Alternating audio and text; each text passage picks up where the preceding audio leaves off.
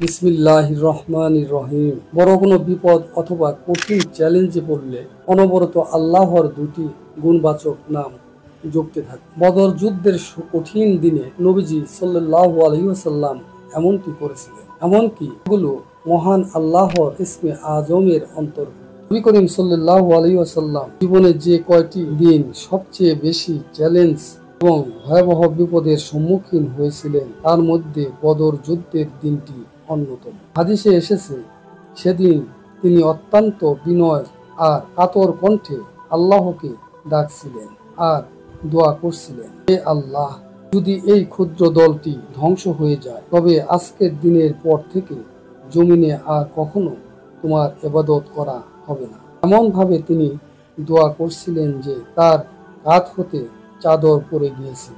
এ দৃশ্য দেখে আবু বকর রাদিয়াল্লাহু তাআলা আনহু ছুটে এসে চাদর তুলে দিয়ে তাকে জড়িয়ে ধরে বললেন, যথেষ্ট হয়েছে হে আল্লাহর রাসূল, আপনার রবের নিকট আপনি চূড়ান্ত প্রার্থনাই করেছেন। ইমাম মুসলিম আস সহিহ হাদিস 4480।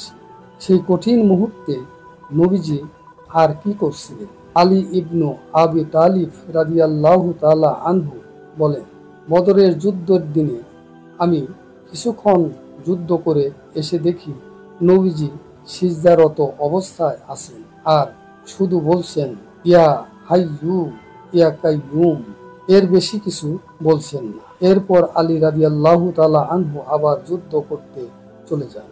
আবার ফিরে আসেন, এসে দেখেন নবীজি একই অবস্থায় আছেন।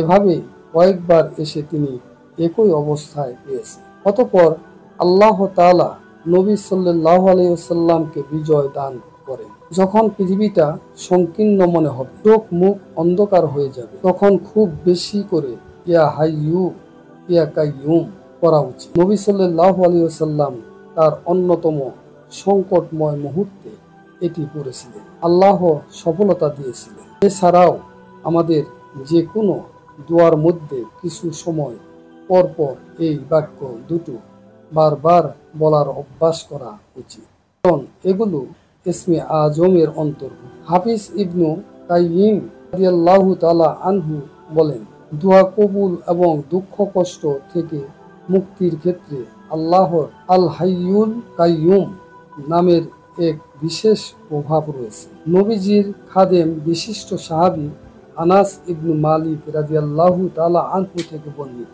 তিনি বলেন, রাসূলুল্লাহ সাল্লাল্লাহু আলাইহি ওয়াসাল্লামের কাছে কোনো বিষয় কষ্টকর দুঃসহ মনে হলে তিনি বলতেন, ইয়া হাইয়ু ইয়া কাইয়ুম বিরাহমাতিকা আস্তাগীস, অর্থ, হে চিরঞ্জীব, হে চিরস্থায়ী, আমি আপনার রহমতের উসিলায় সাহায্য প্রার্থনা করছি। তিরমিজি হাদিস নং 3524। মহান আল্লাহ আমাদেরকে নবী করিম সাল্লাল্লাহু আলাইহি ওয়াসাল্লামের দেখানো পথে আমল করার তৌফিক দান করুন। আমিন।